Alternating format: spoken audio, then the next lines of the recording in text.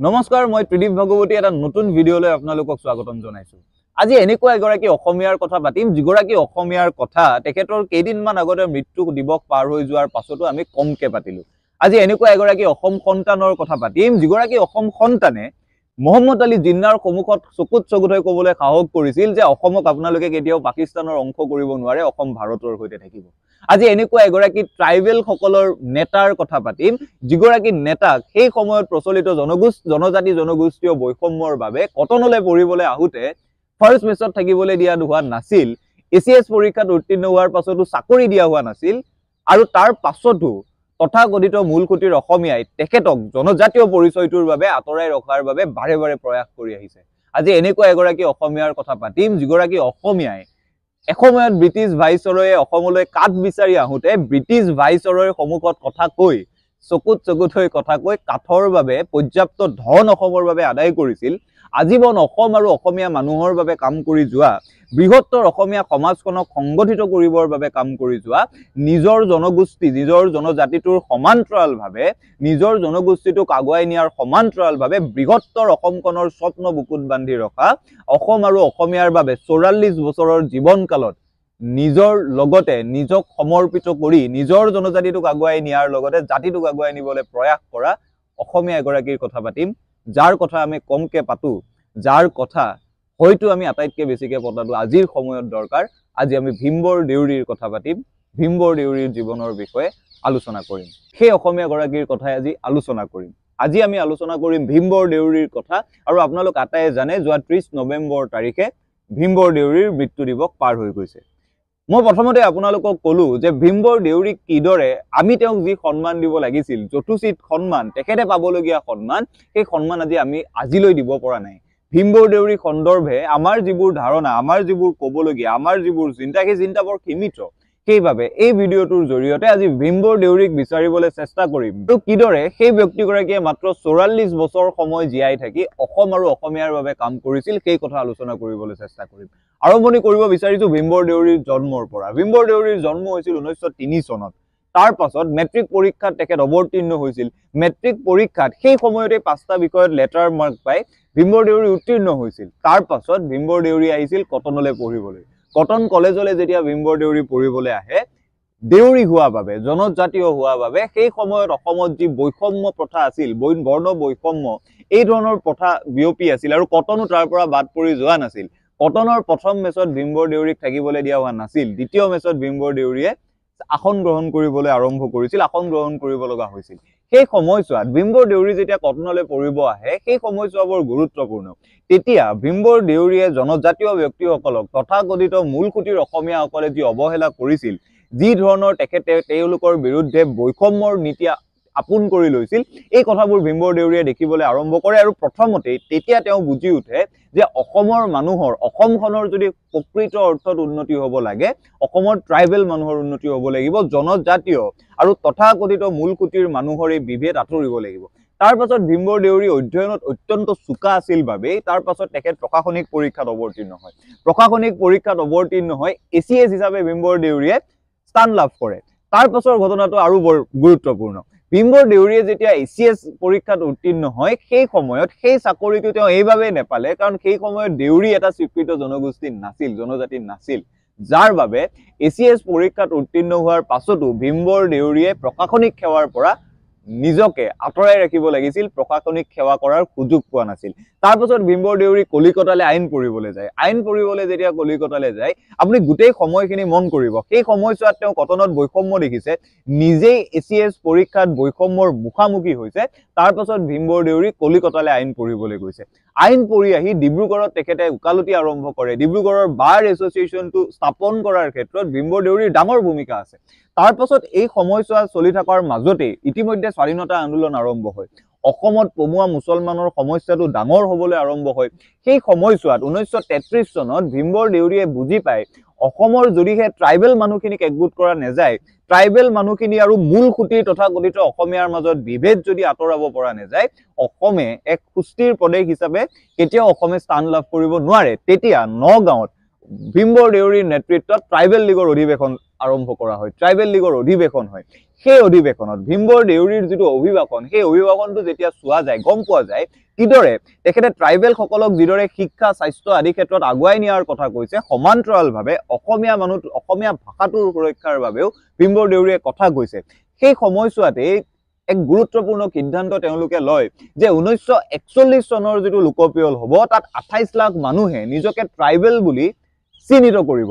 এই গোটেই 28 লাখ মানুহে ট্ৰাইবেল বুলি চিহ্নিত কৰা গোটেই সিদ্ধান্তটোৱে গ্ৰুপিঙৰ সময়ত যেতিয়া ভাৰত পাকিস্তানৰ অংশ হ'বলৈ আগবাঢ়িছিল, ভাৰত মুছলমান প্ৰধান দেশ হ'বলৈ ৰাজ্য হ'বলৈ আগবাঢ়িছিল, এই ট্ৰাইবেল মানুহখিনিৰ এই সিদ্ধান্তটোৱে অসমক যথেষ্ট সহায় কৰিছিল। আৰু অসমে যি সময়ত অসমক পাকিস্তানৰ হাতত খপি দিব বিচৰা হৈছিল, মুছলমান প্ৰধান কৰিব বিচৰা হৈছিল, এই ট্ৰাইবেল মানুহসকলৰ এই সিদ্ধান্তটো, যি সিদ্ধান্ত সেই সময়তে ভীমবৰ দেউৰীয়ে দূৰদৰ্শিতাৰে লৈছিল, এই সিদ্ধান্তটোৱে যথেষ্ট সহায় কৰিছিল।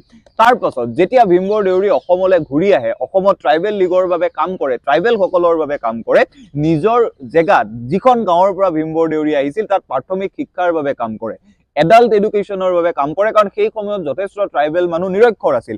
সমান্তৰালভাৱে সেই সময়ত তেওঁ যিখন গাঁৱৰ পৰা আহিছিল, যোৰহাটৰ থাউৰাৰ বৰগয়া গাঁও, তাত তেওঁ প্ৰথমেই প্ৰাথমিক শিক্ষা, এডাল্ট এডুকেশ্যন এই আটাইবোৰ আৰম্ভ কৰে।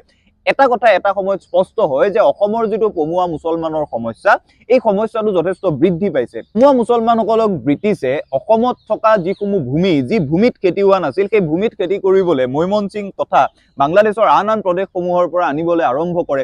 লাহে লাহে সমস্যাটো বৃদ্ধি পায়। সেই সময়ছোৱাতে ভীমবৰ দেউৰীয়ে অসমৰ ভূমিত ট্ৰাইবেল বেল্ট ব্লকৰ কথাটো উত্থাপন কৰিছিল, যে অসমৰ ট্ৰাইবেল মানুহখিনিৰ মাটি যিদৰে পমুৱা মুছলমানসকলে দখল কৰিছে, ইয়াৰ ফলত ট্ৰাইবেল মানুহখিনি নিজৰ ভূমিৰ পৰা বিতাড়িত হৈছে। সমান্তৰালভাৱে এই কথা ভীমবৰ দেউৰীয়ে অতি সজোৰে কৈছিল যে অসমক কেতিয়াও এখন চেৰিটেবল ইনষ্টিটিউশ্যন হিচাপে, বিদেশীক জাপি দিয়া চেৰিটেবল ইনষ্টিটিউশ্যন হিচাপে গঢ়ি তুলিব নোৱাৰে। এই যিবোৰ শব্দ, এই ধৰণৰ যুক্তি সেই সময়ছোৱাতে ভীমবৰ দেউৰীয়ে উত্থাপন কৰিছিল। সমান্তৰালভাৱে এটা পক্ষ যিদৰে তেওঁ ট্ৰাইবেলসকলৰ সুৰক্ষাৰ বাবে যুঁজিছে, যেতিয়া তেখেত বন মন্ত্ৰী হৈছে, এবাৰ এগৰাকী ব্ৰিটিছ ভাইচৰয় যেতিয়া অসমলৈ আহিছিল, ব্ৰিটিছ ভাইচৰয় গৰাকীয়ে অসমৰ পৰা কাঠ বিচাৰিছিল। কাঠ বিচাৰোতে ভীমবৰ দেউৰীয়ে সজোৰে সন্মুখৰ পৰা কৈছিল, সেই সময়ত গোপীনাথ বৰদলৈও তাত উপস্থিত আছিল, কিন্তু ভীমবৰ দেউৰীয়ে সজোৰে তেওঁক কৈছিল, অসমৰ পৰা যদি আপোনালোকে কাঠ নিব বিচাৰে, অসমক আপোনালোকে প্ৰাপ্য, সেই কাঠৰ বাবে প্ৰাপ্য দাম আপোনালোকে দিব লাগিব, পৰিশোধ কৰিব লাগিব। এই ধৰণৰ যুক্তি, এই ধৰণৰ কাম এগৰাকী সেই সময়তে অসমৰ বন মন্ত্ৰীয়ে কৰাটো বৰ আচৰিত কথা। আজিৰ তাৰিখত যদি দিল্লীয়ে অসমৰ পৰা কিবা বিচাৰে, আমাৰ যিসকল ৰাজনৈতিক নেতা, ৰাজনৈতিক নিপতি, তেওঁলোকেতো আঁঠু কাঢ়িব দিলে তেওঁলোকে শুই দিব।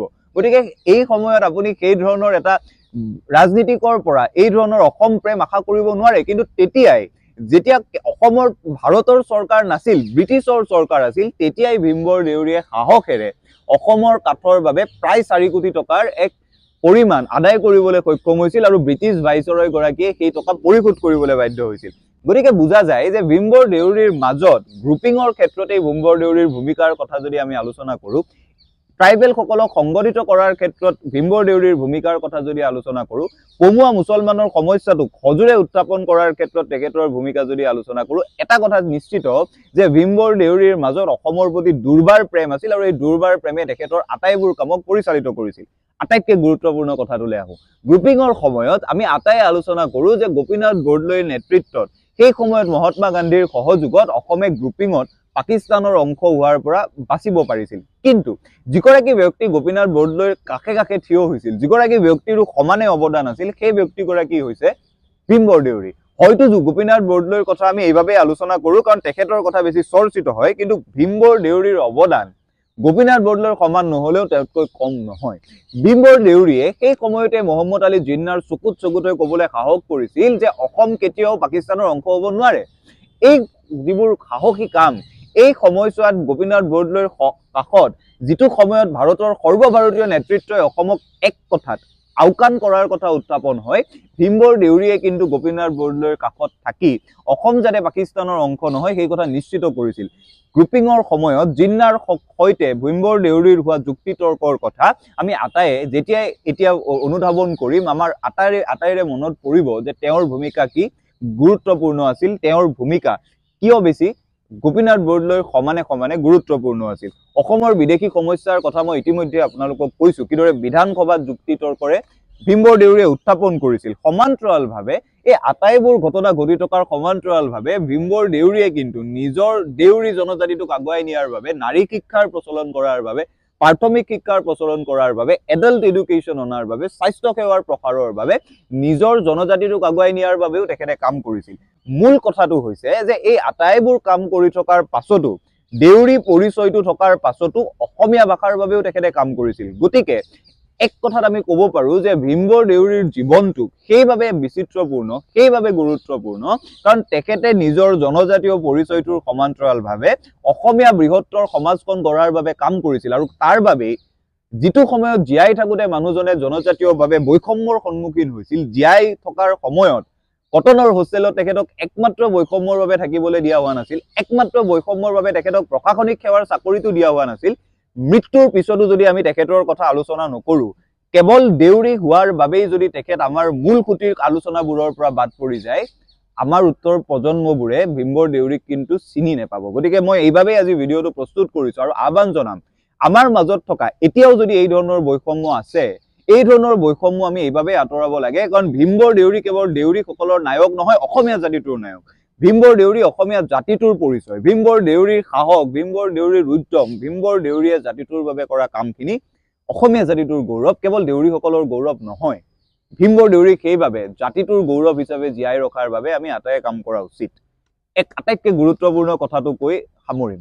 ভীমবৰ দেউৰীৰ যেতিয়া টিবি হৈছিল টিউবাৰকিলোচিছ বেমাৰত যেতিয়া তেখেত আক্ৰান্ত হৈছিল মানুহজনে চৰকাৰী চিকিৎসা লোৱা নাছিল তেখেতে নিজ চিকিৎসাৰে নিজৰ বেমাৰৰ চিকিৎসা কৰিছিল যাৰ বাবে 44 বছৰ বয়সত তেখেত আঁতৰি গৈছিল ভাবি আচৰিত লাগে কিদৰে এগৰাকী ব্যক্তিয়ে সেই সময়ছোৱাতে ইমান বেছি সাহস আৰু উদ্যমেৰে কাম কৰিব পাৰে 44 বছৰ জীয়াই থাকি ইমান কেইটা সংগঠন ইমান মানুহক সংগঠিত কৰিব পাৰে আৰু অসম আৰু অসমীয়াৰ বাবে যুঁজিব পাৰে সেইভাবে মানুহজনৰ কথা আমি মাজে সময়ে পতাটো বৰ দৰকাৰ অন্তত তেখেতৰ মৃত্যুদিন আৰু জন্মদিনৰ এই 24 ঘণ্টিয়া আবেষ্টনীটোত তেখেতক সীমাবদ্ধ কৰি নাৰাখি ভীমবৰ দেউৰীৰ সাহস আৰু প্ৰেৰণাক অসমীয়া জাতিটোৰ নতুন প্ৰজন্মই যাতে সাহস আৰু প্ৰেৰণাৰ উৎস হিচাপে গ্ৰহণ কৰিব পাৰে তাৰ বাবে আগুৱাই অনাৰ দৰকাৰ আৰু সেইভাবে মই ভিডিঅ'টো প্ৰস্তুত কৰিছো আশা কৰিম আপোনালোক আটাইয়ে ভীমবৰ দেউৰীৰ কথা আৰু বেছি চৰ্চা কৰিব অসমৰ এই নায়কগৰাকীৰ কথা আমি আৰু বেছি পাতি থাকিম আৰু বেছি চৰ্চা কৰি থাকিম ধন্যবাদ পৰৱৰ্তী ভিডিঅ'ত লগ পাম